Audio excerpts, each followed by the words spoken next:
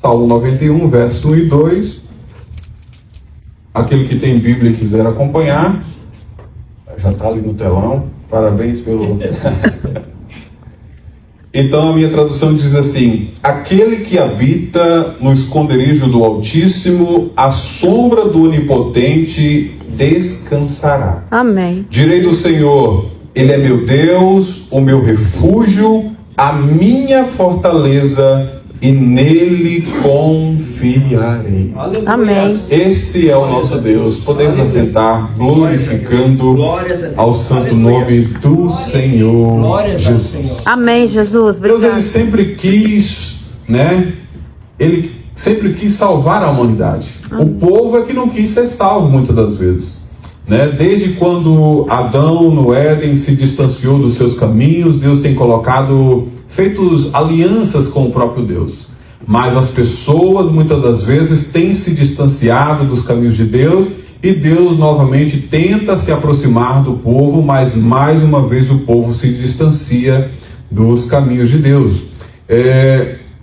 Quando Moisés foi designado por Deus para tirar o povo do Egito, ele ficou talvez um pouco apreensivo, né? Ele falou: mas Senhor, esse povo não te conhece, esse povo ainda não te viu, e quando eu chegar lá e dizer que vou resgatá-los da mão do Egito, de uma mão forte, como é que eu vou dizer para essas pessoas? Ele falou assim: olha, apenas diga para eles: o eu grande eu sou está convosco.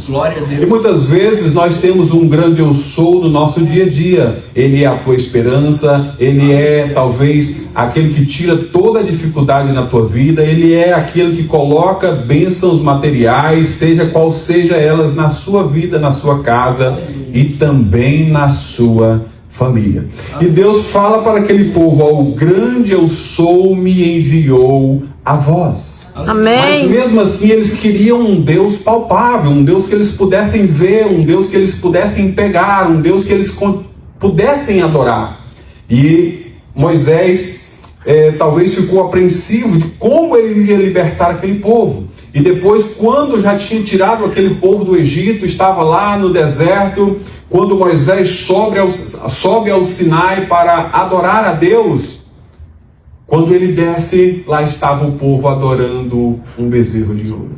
Porque eles sentiam a necessidade de adorar a um Deus que eles pudessem pegar. Eles sentiam a necessidade de adorar a um Deus que eles pudessem palpar. E quando ele viu aquilo ali, talvez ele falou assim: olha, mais uma vez essas pessoas estão colocando tudo que Deus tem para fazer na vida deles de água abaixo. Muitas vezes Deus tem grandes planos para nós, quer nos libertar, quer nos transformar, quer levar para uma outra terra, mas nós, talvez, muitas das vezes, nós que distanciamos dos caminhos do Senhor.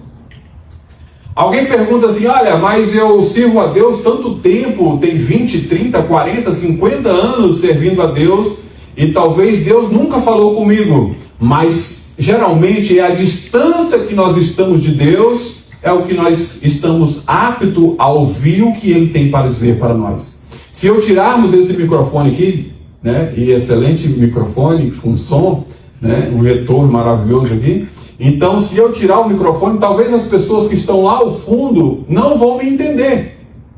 Assim também é Deus. Quanto mais próximo nós estamos de Deus, nós estamos mais aptos a ouvir a sua palavra. Talvez você está dizendo: olha, eu sirvo a Deus tem 5, 10, 15, 20 anos e Deus não fala comigo. Mas qual é a tua proximidade com Deus? Qual é a tua distância entre Deus e você? E muitas das vezes, esse distanciamento entre Deus e nós, a causa principal somos nós mesmos. Isaías 59, versículo 1, ele diz assim: olha, eis que as mãos do Senhor não está encolhida para que não possa salvar, e nem os seus ouvidos agravados para nos ouvir. Um versículo muito bonito, né? Aleluia. As mãos do Senhor está estendida para salvar, e os seus ouvidos agravados, não estão agravados para nos ouvir, não estão tampados. Mas o versículo seguinte diz: mas os nossos pecados, as nossas iniquidades fazem separação entre nós e o nosso Deus. Aleluia. Como é que está a nossa separação, a nossa proximidade? Como é que está esse distanciamento entre Deus e você? E Moisés queria anunciar para aquele povo que eles estavam distanciando de Deus quando eles começavam a adorar aquele bezerro de ouro. E Deus usa ali os ourives daquela época para construir uma arca que simbolizava a presença do Deus vivo, do Deus Todo-Poderoso. E dentro da arca, eu acredito que os irmãos conhecem, tinha a vara de Arão que florescera, O maná. o pote de maná e as tábuas dos 10 mandamentos, os decálogos, que simbolizava a presença do Deus vivo. Amém. E eles começaram um novo trajeto pelo deserto, levando a presença de Deus vivo, porque eles não tinham a necessidade de adorar uma outra coisa, porque Deus se fazia presente ali no propiciatório daquela arca da aliança. E eles começaram a levar a presença de Deus rumo à terra prometida. E quando eles chegaram à terra prometida, talvez eles começaram a encontrar algumas dificuldades. Os próprios espias, quando entraram na arca, trouxeram notícias, umas agradáveis, outras não, dependente da forma com que a pessoa via qual eram as notícias boas ou más. E eles começaram a guerrear, começaram a pelejar, mas ali estava com eles a presença de Deus. E os filisteus, eles sempre se reuniam para lutar contra o povo de Deus.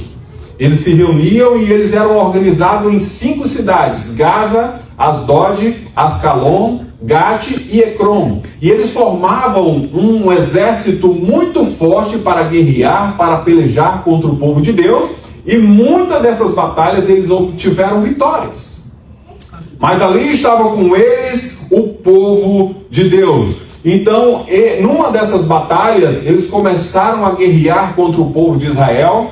E Eli e os seus filhos ficaram com medo e mandaram para o campo de batalha a arca da aliança. E quando chegou da arca da aliança no campo de batalha, os filhos de Eli, eles disseram: olha, nós estamos com uma responsabilidade agora muito grande, porque está no campo de batalha a arca da aliança, que simboliza a presença do Deus vivo, do Deus Todo-Poderoso. Mas quando os filisteus que estavam reunidos no campo de batalha viram ali a presença do Deus vivo, tinham visto tudo o que tinha acontecido já ao longo do que eles tinham feito, o que a presença de Deus simbolizava através daquela arca da aliança, vamos dizer assim, eles disseram: olha, agora estamos fritos. E eles começaram a conversar entre si, os exércitos de todas as 5 cidades, eles disseram: agora nós temos que lutar como nunca. Nós temos que pelejar como nós nunca pelejamos, porque esse povo, além de eles estarem equipados, eles estão com a presença do Deus vivo. Um Deus que condenou lá o Egito com as 10 pragas e matou ali todos os seus governantes, porque ele é um Deus da mão forte, da mão poderosa. E talvez nós não podemos contra ele, e eles começaram a guerrear de uma forma com que eles nunca tinham lutado. E eles começaram a gritar como se fosse a última vez que eles fossem lutar contra o povo de Israel. E eles começaram a lutar e começaram a vencer o povo de Israel, porque eles estavam com tanto medo que eles começaram a vencer o povo de Israel, e os filhos de Eli começaram a ficar espantados com o que estava acontecendo. De certo que o texto diz que eles começaram a perder a guerra. Mataram os 2 filhos de Eli, levaram a arca da aliança como sinal de troféu, de despojo de guerra. E então as notícias chegaram a Eli que os seus 2 filhos tinham morrido, o exército tinha perdido a batalha e tinha levado-se a arca da aliança. E um dos filhos de Eli, ele era casado e a sua esposa estava grávida para obter um filho. E quando ela recebeu as notícias que o seu filho, que o seu esposo tinha morrido, ela teve, vamos dizer assim, um aborto, talvez um parto prematuro, e a criança teve que ser retirada.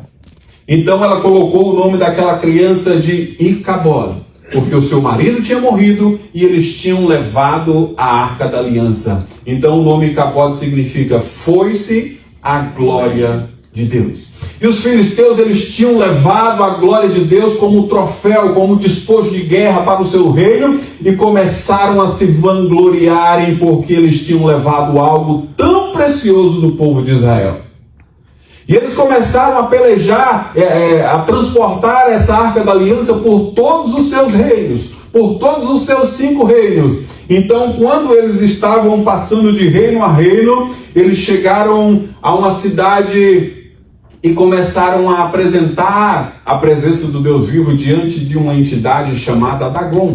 A parte de cima era de homem, a parte de baixo de formato de peixe. Uma entidade que os filisteus adoravam, veneravam, e eles colocavam a presença do Deus vivo, do Deus Todo-Poderoso, diante desta imagem, e todos os dias, quando eles iam adorar a essa entidade, lá estava a presença do Deus vivo.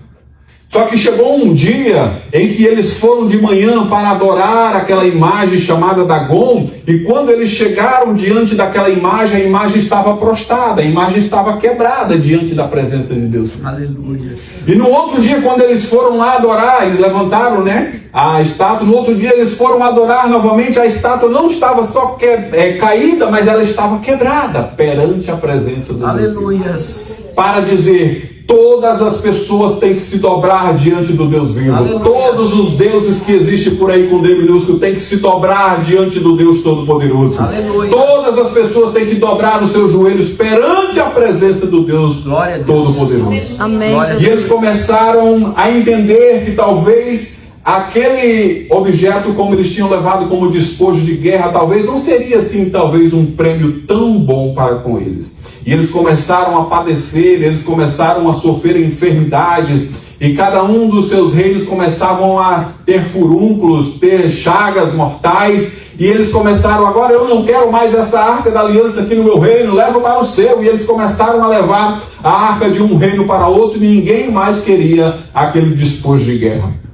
E eles se reuniram e fizeram assim: agora como que nós vamos fazer?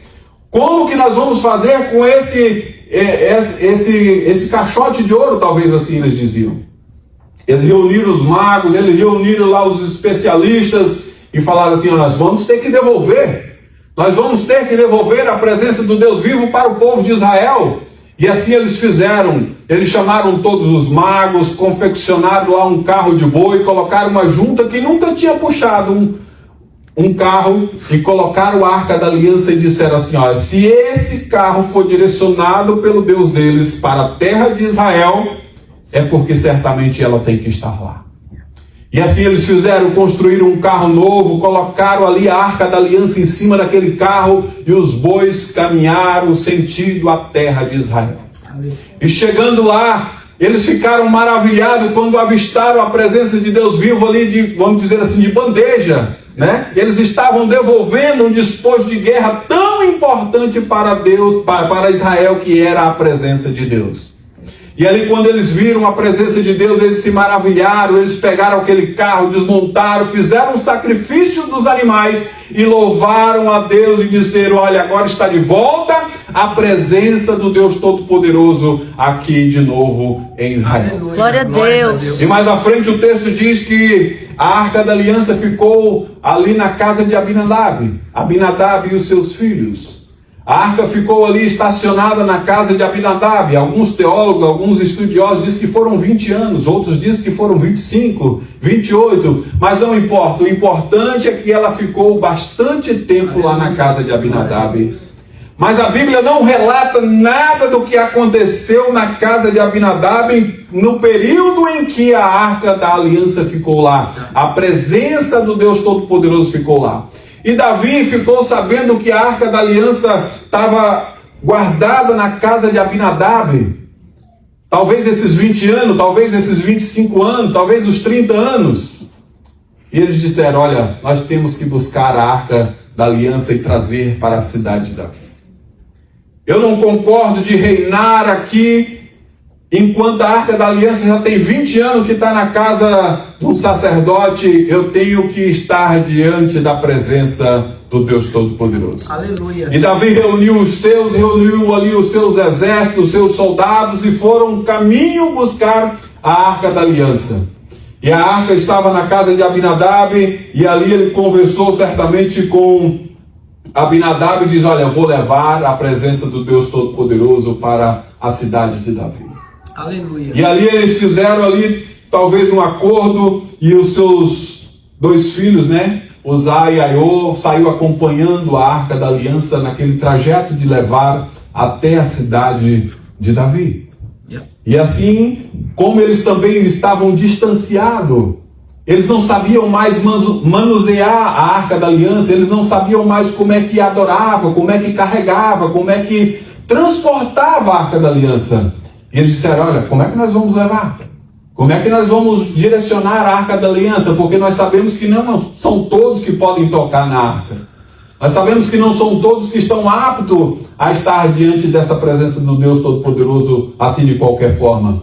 Eles imaginaram: olha, mas se os filisteus construíram um carro de boi e devolveram a arca para nós, nós também vamos construir um carro de boi e vamos levar a arca até a cidade de Davi. E assim também eles fizeram, construíram novamente um carro de boi, colocaram a arca da aliança em cima, e Uzai e Aiô, os filhos de Abinadab, foram acompanhando aquele trajeto até a cidade de Davi. Só que no meio do caminho, o texto diz que um dos bois tropeçam, e por aquele impulso, um dos filhos de Abinadab, Uzai, ele trisca na arca, e ali ele foi morto imediatamente. Ele foi fulminado porque ele não estava apto a tocar na arca da aliança.